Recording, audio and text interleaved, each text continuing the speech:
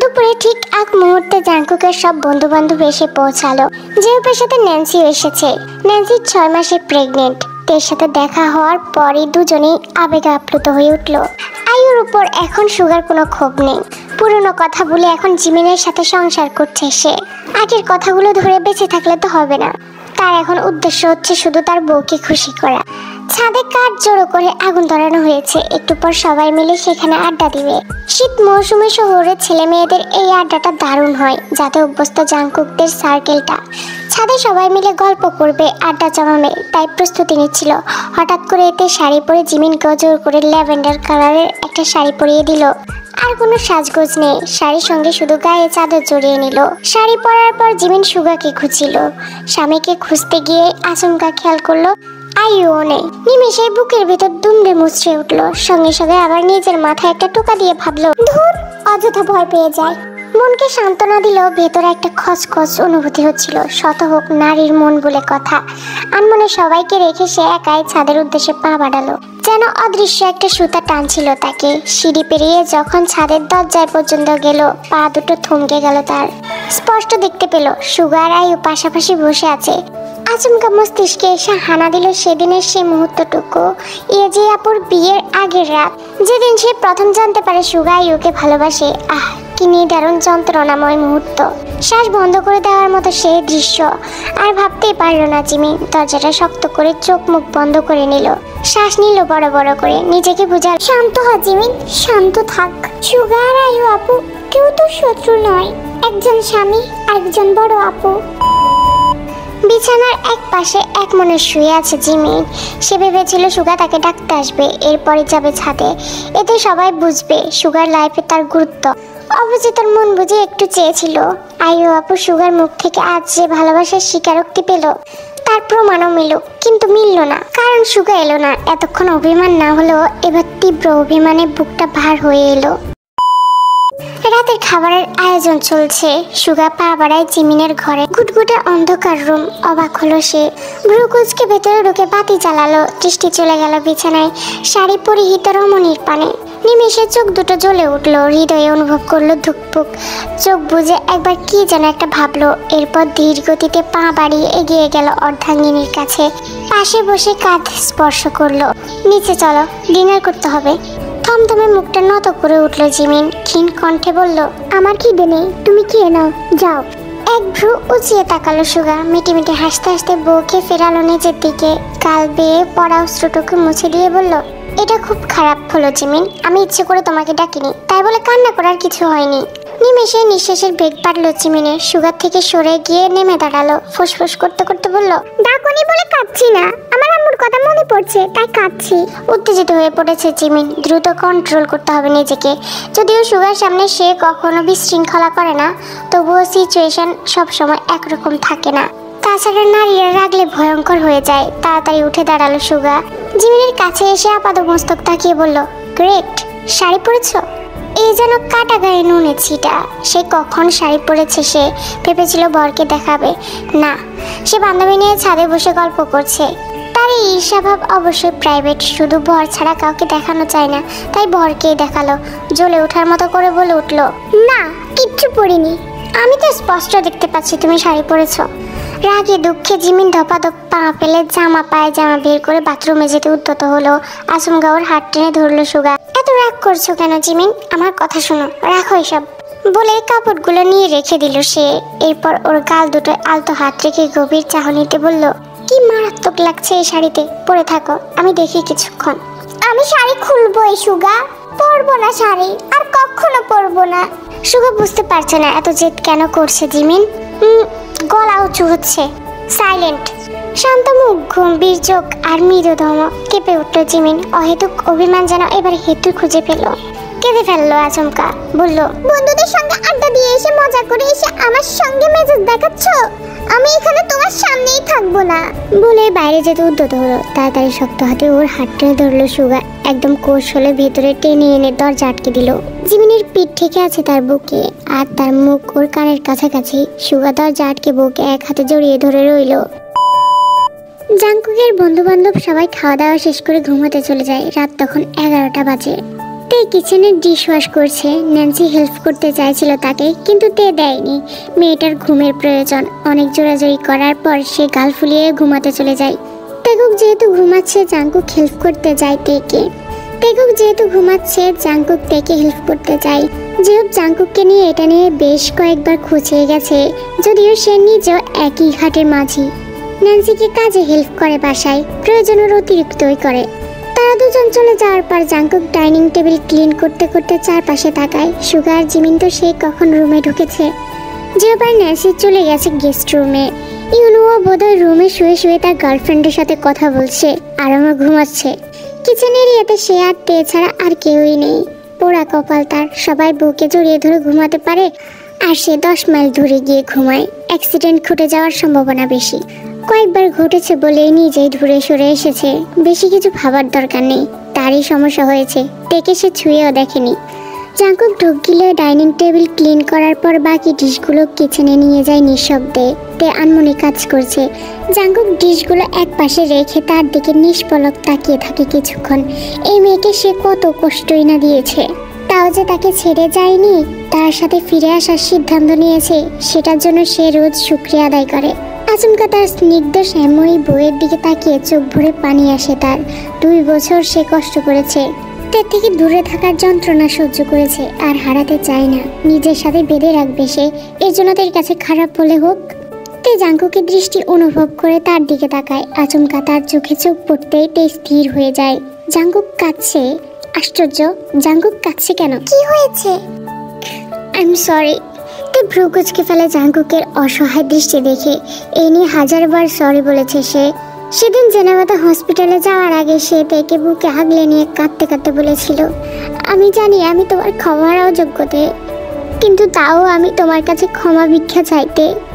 আমি আর সহ্য করতে পারছি না। জীবনের প্রতি একাকার সমান বিতৃষ্ণা জমেছে আমার। আমি তোমাকে চাইতে, আমি চাই তুমি আমার পাশে থাকো। আমি ভুল করেছি তে, আমাকে শুধরাবার সুযোগ দাও please. I need you in my life, please আমাকে মাফ করে দাও। তে দিয়েছিল সুযোগ সেদিন, একটা পরিশিষ্ট সুযোগ দিয়েছিল। ভেবেছিল তাদের মধ্যে সেদিনই সব মিটমাট হয়ে গেছে, কিন্তু জাংকুক আজও অনুতপ্ত ফিল করছে। জাংকুকের এমন দশাতে আশা করেনি, ভাবেনি জাংকুক এমনভাবে পাল্টে যাবে। তে ভালো করে হাত ধুয়ে জাংকুকের গাল বেয়ে পড়া অশ্রুগুলো মুছে দেয়। পুরুষের চোখের পানি, তাদের চোখ যে জাদুর মতো কাজ করে সেটা জাংকুক জানে, হয়তো জানে, তাই তো এই মোক্ষম অস্ত্রটা ব্যবহার করেছে। জাংকুক তার হাত মুষ্টিবদ্ধ করে নিজের ভেজা গালের সাথে মিশিয়ে কয়েকটা টপাটপ চুমু খায়, অনেকটা মরিয়ে হয়ে। আই এম সরি তে, আমি ভুল করেছি। তুমি আমাকে মারো, কাটো, যাই করো, কিন্তু আমাকে ছেড়ে যেও না। জাংকুককে এমন বিধ্বস্ত দেখে তে নিজের চোখের পানি আটকাতে পারে না। তুমি এমন কেন? জাংকুক চমকে যায়। তুমি খুব ভালো করেই জানো তুমি কি করছো, তাই না? জাংকুক আতঙ্কিত হয়ে নাবোধক মাথা নাড়ায়। সে ভেবেছিল হয়তো তে রাগ করেছে। তে হাত ছেড়ে দিয়ে সে বলে, সরি। তে এবার অশ্রুসিক্ত নয়নে খিলখিলিয়ে হাসে, আবার তার সেই প্রাণবন্ত হাসি। জাংকুককে খুব আদুরে লাগছে এই মুহূর্তে তার কাছে। এমন বিড়ালের মতো নিষ্প্রভ বিমূঢ় চাহনি নিয়ে সে তাকিয়ে আছে। এই চোখে আছে শুধু তাকে হারানোর ভয়। ভালোবাসা, সম্মান আগের থেকে সম্পূর্ণ আলাদা। ক্ষোভহীন দৃষ্টি। না, এবার তে আর ভুল না। সে সঠিক, সে নিশ্চিত জাংকুক তেকে ভালোবাসে, সম্মান করে। জাংকুক বড় বড় চোখ করে নিষ্পলক দৃষ্টি নিয়ে দেখে তের হাসি। তে তার রেশমি কোমল চুলে হাত বুলিয়ে এলোমেলো করে দেয় তার চুল। জাংকুক আরো বিভ্রান্তিতে পড়ে যায়। গাল দুটো রক্তবর্ণ ধারণ করেছে তার। তে মুচকে হাসে, কাজে মন দাও। জাংকুক দ্রুত মাথা নাড়ায়, নিশ্চুপ হয়ে প্লেটে গিয়ে দেয় তের দিকে। তে জাংকুকের দিকে তাকিয়ে আবারও হাসে। এই ছেলেকে আজ এত কিউট লাগছে কেন, যেন একটা বিড়াল ছানা। হাসছো যে? তে নিজেকে কোনো রকমের সামলে নিয়ে বলে, কিছু না। তারা দুজনে ফের কাজ করতে শুরু করে, কিন্তু বাকিটা সময়তে কিছুতেই কাজে মনোযোগ দিতে পারছিল না। কারণ হচ্ছে জাংকুক তার দিকে অনবরত তাকিয়েছিল। জাংকুক অবশেষে যখন সবকিছু গুছিয়ে রাখার পালা, তখন তে জাংকুকের দিকে তাকিয়ে বলে, এভাবে কাজ করা যায়? জাংকুক ভয় পেয়ে জিজ্ঞেস করে, কেন? তুমি ফিরে যাও প্লিজ, তোমাকে নিয়ে কাজ করা যাবে না। তে বিরক্তি নিয়ে বলে, আমি কি করেছি? জাংকুকের অসহায় চাহনি দেখে তে একটা দীর্ঘশ্বাস ফেলে। কি কিচ্ছু করনি, যাও তুমি গিয়ে ঘুমাও। জাঙ্কুক মন খারাপ করে সেখান থেকে প্রস্থান করে। তে একটু অবাক হয়, কারণ জাঙ্কুক একবার বলাতেই চলে যাওয়ার মানুষ না। যাই হোক, প্লেট গোছানো শেষ হলে তে রুমে চলে যায় ফ্রেশ হতে। এখন ফ্রেশ হয়ে ঘুমাবে সে, কিন্তু রুমে গিয়ে দেখলো যে জাঙ্কুক নেই। টেকুক ঘুমাচ্ছিল তখনও। কি ব্যাপার, এই লোক আবার কোথায় গেল? রাগ করলো নাকি এভাবে বলাতে? তে বেশি কিছু না ভেবে বাথরুমে ঢুকে আগে ফ্রেশ হয়ে নেয়। তারপর যখন নিজের স্কিন কেয়ার করা শুরু করছিল তখন হঠাৎ দরজা খুলে যায়। তে আয়না থেকে মুখ সরিয়ে পাশে তাকাতে জাঙ্কুকের নীরস চেহারা নজরে আসে তার। তে কথা বলার জন্য মুখ খুলে, কিন্তু পরক্ষণে জাঙ্কুকের নজর তার উপরে পড়তেই সে নিচের দিকে তাকায়। কোথায় গিয়েছিলে? বাবাকে দেখতে গিয়েছিলাম, প্রচুর কাশ ছিল, ওষুধ দিয়ে এসেছি। জাঙ্কুক বেডের দিকে এগিয়ে যায়। ও। তে আর কোনো কথা না বলে চুপচাপ নিজের মুখে ক্রিম মাখতে ব্যস্ত হয়ে পড়ে। অতঃপর নিজের লম্বা চুলগুলো আঁচড়ানোর জন্য ছেড়ে দেয়। তার কালো খোলা চুলগুলো যেন গভীর এক রাতের মতো তার পুরো পিঠ জুড়ে নেমে এলো। সে ঘন কালো চুলের ঢেউ দেখে জাঙ্কুক একটা শুষ্ক ঢোক গিলে। মুহূর্তের জন্য তার মনে হলো সে যেন এক রহস্যময় আধারের সামনে দাঁড়িয়ে আছে। ধীরে ধীরে কয়েক পায়ে গিয়ে গেল সে। তারপর সাবধানে এক মুঠো চুল তুলে ধরল নিজের হাতের পাতায়। রেশমের মতো মসৃণ সে চুল, তার স্পর্শে জাঙ্কুকের শরীরে একটা মৃদু শিহরণ খেলে গেল। তে সচকিত হয়ে আয়নায় জাঙ্কুকের দিকে তাকায়। আমি হেল্প করি? জাঙ্কুক আয়নায় তের প্রতিচ্ছবি দেখে। তার দৃষ্টি অদ্ভুত, ধোঁয়াশা। তে হালকা করে মাথা নাড়ায়। জাঙ্কুক ধীরে সুস্থে তার মাথা আঁচড়ে চুল বেঁধে দিতে থাকে। বিনুনি পাকাতে সে জানে না, তাই তে করে নেয় সেটা। জাঙ্কুক বেশ কিছুক্ষণ তার দিকে তাকিয়ে থেকে বলে, ঘুমাও। তেগুক উঠে পড়বে আবার। এখন না, একটু ছাদে যাবে আমার সাথে? জাঙ্কুক ভ্রু কুঁচকে জিজ্ঞেস করলো, কেন? এমনি গেলে বলো, না হলে না। জাঙ্কুক আর কথা পাড়ায় না, মাথা নাড়িয়ে সায় জানায়। দুজনের রুমের বাইরে চলে আসে। তেগুকের এখন ওঠার সম্ভাবনা নেই, ঘুমাবে অনেকক্ষণ। এই ফাঁকে দুজনে একটু সময় কাটাতে পারবে। তে সুযোগটা লুফে নিল। জাঙ্কুক আগে আগে হাঁটে আর তে পিছু পিছু যায়। আকাশে বিশাল ক্যানভাসে অসংখ্য তারার ঝিকিমিকি, যেন কেউ রূপবলী রঙের গুঁড়ো ছিটিয়ে দিয়েছে। তাদের মৃদু আলোয় রাতের নীরবতা আরো গভীর হয়ে উঠেছে। ঠিক মাঝ আকাশে পূর্ণ চাঁদ তার স্নিগ্ধ কিরণ ঢেলে দিচ্ছে পৃথিবীর বুকে। চাঁদের মায়াবী আলোয় চারপাশটা একদম স্বপ্নীল শান্তিময় পরিবেশে ভরে উঠেছে। এক পলকের জন্য তের চোখ আকাশের তারাদের দিকে স্থির হলো, যেন তারা ভরা রাতের নীরবতা খুঁজছিল সে। পরক্ষণে সে গভীর দৃষ্টি আবার জাঙ্কুকের মুখের উপর পড়ল। পূর্ণ চাঁদের মায়াবী আলোয় তার মুখশ্রী চিকচিক করছে। ঠোঁটের কোণে একটি স্নিগ্ধ হাসি ফুটে উঠেছে। সেই শান্ত উজ্জ্বল মুখ দেখে জাঙ্কুক যেন মুহূর্তের জন্য বাকরুদ্ধ হয়ে যায়। তার ভেতরে সব কোলাহল থেমে যায়। তের হাসি মাখা মুখ তখনও চাঁদের আলোয় আলোকিত। নরম স্বরে সে বলল, তোমার যদি কষ্ট হয় আমাকে বলতে পারো, এমন অদ্ভুত ভাবে তাকিয়ে থেকো না। জাঙ্কুকের বুঝে আসে না তে কি বলতে চাইছে। সে কি কিছু আঁচ করতে পেরেছে? সে কি জানে জাঙ্কুক কি চায়? সে কি জানে জাঙ্কুক তার সান্নিধ্য পাওয়ার জন্য খাঁচায় বন্দি পাখির মতো ছটফট করছে? সে কি জানে জাঙ্কুক তাকে বুকে আগলে নেওয়ার জন্য মরিয়া হয়ে আছে? আমি বুঝতে পারছি না তুমি কিসের কথা বলছো। তে প্রতি উত্তর করে না, সোজা হেঁটে জাঙ্কুকের দিকে এগিয়ে যায়। তারপর তার গলা জড়িয়ে তার চোখে চোখ রাখে। জাঙ্কুকের বুকের ভেতর যেন ঝড় বয়ে যায়, নিঃশ্বাস ঘন হয়ে আসে, তবুও তার দৃষ্টি স্থির। তুমি আমাকে ভালোবাসো? সত্যি করে বলো, আমাকে চাও? নিজের কতখানি কাছে চাও? তে জানে এই প্রশ্নের উত্তর কি হবে, তাও জিজ্ঞেস করেছে। জাঙ্কুক কিছুক্ষণ চুপ থাকে। হ্যাঁ ভালোবাসি, হ্যাঁ চাই। কতখানি চাই তুমি ভাবতেও পারবে না। এমন কোনো শব্দ নেই যা দিয়ে বিশ্লেষণ করে আমি তোমাকে বলতে পারবো যে আমি তোমাকে কতখানি চাই। এইটা কিন্তু তোমার শেষ সুযোগ জাঙ্কুক। জানি, আর কখনো তোমাকে কষ্ট পেতে দিব না তে, আই প্রমিস। কাজে বিশ্বাসী আমি, কথাই না। কাজে প্রমাণ দিব। জাঙ্কুক, তোমার কষ্ট হচ্ছে তাই না? এভাবে এতদিন আমাকে ছাড়া থাকতে? তুমি যদি অনুমতি না দাও বাকি জীবন এভাবে কাটিয়ে দিব। পারবে? সত্যি বলতে এই প্রশ্নের উত্তর জাঙ্কুকের কাছেও নেই। সে নিজেও জানে না আদৌ সে তেকে না ছুঁয়ে থাকতে পারবে কিনা। তবে হ্যাঁ, সে চেষ্টা করবে। নিজের সাথে প্রাণপণ যুদ্ধ করে যাবে। জাঙ্কুক মাথা নাড়ায়। তে হাসে। জাঙ্কুক, তুমি মিথ্যা বলো কেন? আমি তো চাই না আমি থাকতে তুমি কষ্ট করো, কিন্তু আমি তো সহজে অনুমতি দিব না। জাঙ্কুক এই মুহূর্তে কোমর চেপে ধরে তার ঠোঁট দুটো চুমুতে আদরে ভরিয়ে ফেলতে চায়, কিন্তু নিজের ইচ্ছা দমিয়ে রাখে সে নিজের হাত মুষ্টিবদ্ধ করে দাঁতে দাঁত চেপে বলল, কি করলে অনুমতি দিবে?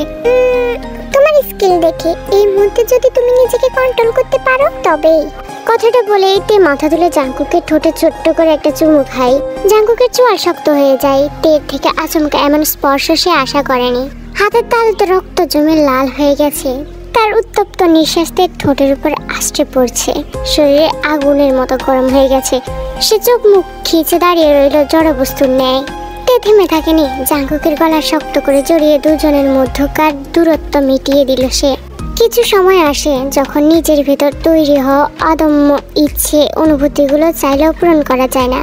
তাই অদম্য সেই ইচ্ছে অনুভূতিকে নিজের মন এবং মস্তিষ্কের তীব্র সহায়তায় দমন করতে হয়। কিন্তু জাঙ্কুক বারবার হেরে যাচ্ছে তের কাছে, হেরে যাচ্ছে নিজের কাছে। কিন্তু তাকে তো হারলে চলবে না। হেরে গেলে যে তেকে আর কাছে পাওয়া হবে না সেটা জাঙ্কুক খুব ভালো করে জানে। নিজেকে স্ট্রং রাখার সর্বোচ্চ চেষ্টা করছে জাঙ্কুক, কিন্তু তে যেন আজ তাকে সব দিক থেকে ঘায়েল করে ছাড়বে। তের ঘন নিঃশ্বাসের তীব্র শব্দে কান ঝিনঝিন করছে তার। তের উত্তপ্ত নিঃশ্বাসের প্রতিটি শব্দ কোমল উষ্ঠজোড়ার ভেজা স্পর্শ জাঙ্কুকের শরীরের প্রতিটি লোমকূপে আগুন ধরিয়ে দিচ্ছে। কিছু সময় যাবৎ এলোমেলো চুমু খাওয়ার পর তে জাঙ্কুকের দিকে তাকায়। বইয়ের এমন অসহনীয় অত্যাচার থেমে যাওয়ায় জাঙ্কুকও চোখ খুলে। জাঙ্কুক এখনো পর্যন্ত নিজেকে আটকে রেখেছে। স্ব ইচ্ছায় তেকে স্পর্শ করেনি সে। তে স্মিত হেসে জাঙ্কুকের কানের কাছে মুখ নিয়ে বলল, তুমি জিতে গেছ। ব্যাস। জাঙ্কুক সঙ্গে সঙ্গে তের কোমর জড়িয়ে ধরে তাকে কোলে তুলে নেয়। এই কথাটার জন্য সে অপেক্ষা করছিল। অবশেষে তের ঠোঁটে গভীর চুমু খেতে খেতে তের সারা শরীরে হাত বুলায় সে। দুজনের শরীরে বিদ্যুতের ন্যায় শিহরণ কাজ করছে। জাঙ্কুক শক্ত বাঁধনে তেকে আবদ্ধ করে নিচে নিয়ে যায়। তেগুক যেখানে ঘুমিয়ে আছে সেখানে না, অন্য রুমে। অনেকগুলো মাস তারা আলাদা ছিল। কত দূরত্ব, মান, অভিমান শেষে এই কাছে আসা, ধরা দেওয়া। হিসেব আছে? হিসেবটা থাকুক বা না থাকুক, বোঝাপড়া হয়ে গেল বেশ।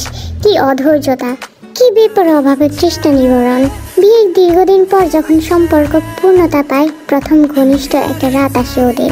সে রাতেরই যেন পুনরাবৃত্তি ঘটল আজ। একই অনুভূতি, একই উন্মাদনা, তীব্র সুখ আর অদ্ভুত যন্ত্রণায় টালমাটাল মন, শরীর উভয়ই। কত আদর যত্ন মিশিয়ে আজ তের শরীরে আদর করে দিল জাঙ্কুক। সুখাশ্রুতে চোখের কার্নিশ ভিজে উঠল তের। ওর কান্না টের পেয়ে মাথা তুলে সারা মুখে চুমুতে চুমুতে ভরিয়ে তুলল জাঙ্কুক। ভারী নিঃশ্বাস ছেড়ে কপালে কপাল মিলিয়ে গভীর স্বরে বলল, মিসেস জিয়ন। ভালোবাসি। উত্তর দিল না তে, শুধু শরীরের উপর থাকা ভারী কি শরীরটা দু হাতে শক্ত করে জড়িয়ে ধরল। জাঙ্কুক উত্তরটা বুঝে নিল। অতঃপর ডুবে রইল বদ্ধ করে নিস্তব্ধ রাতে প্রেম তরঙ্গে। কিছু মাস পর তে আর জাঙ্কুকের পরিপূর্ণ একটি সংসার গড়ে উঠেছে। ইতিমধ্যে জাঙ্কুক ঢাকা থেকে তার শহরে ট্রান্সফারের আবেদন করেছে। তে স্বামী শ্বশুরের প্রাইভেট হসপিটালে জয়েন করেছে। স্বামী স্ত্রী মিলে সংসারের দায়িত্ব, হসপিটালের দায়িত্ব সুন্দর করে সামলে যাচ্ছে। আজ ছুটির দিন, তাই ওরা তেগুককে নিয়ে বেড়াতে যাচ্ছে জিমিনের শ্বশুর বাড়ি। সুগা এখন চট্টগ্রামে, তাই বেচারি জিমিনের মন খারাপ। এই মন খারাপ অবশ্য খুব বেশি দিন থাকবে না, কারণ সুগা বলেছে তার ফাইনাল পরীক্ষা হতে হতে হয় সে ট্রান্সফার নিয়ে এখানে চলে আসবে, নয়তো তাকে ওখানে নিয়ে যাবে। তেরা মিন বাড়িতে পৌঁছাতে জাঙ্কুকের ফোনে একটি ফোন কল এলো। জানতে পারলো ঘন্টাখানেক আগে ন্যান্সির ডেলিভারি হয়েছে। মা এবং সন্তান তিনজনই সুস্থ। তারা সবাই মিলে যেন তাড়াতাড়ি ঢাকা চলে আসে।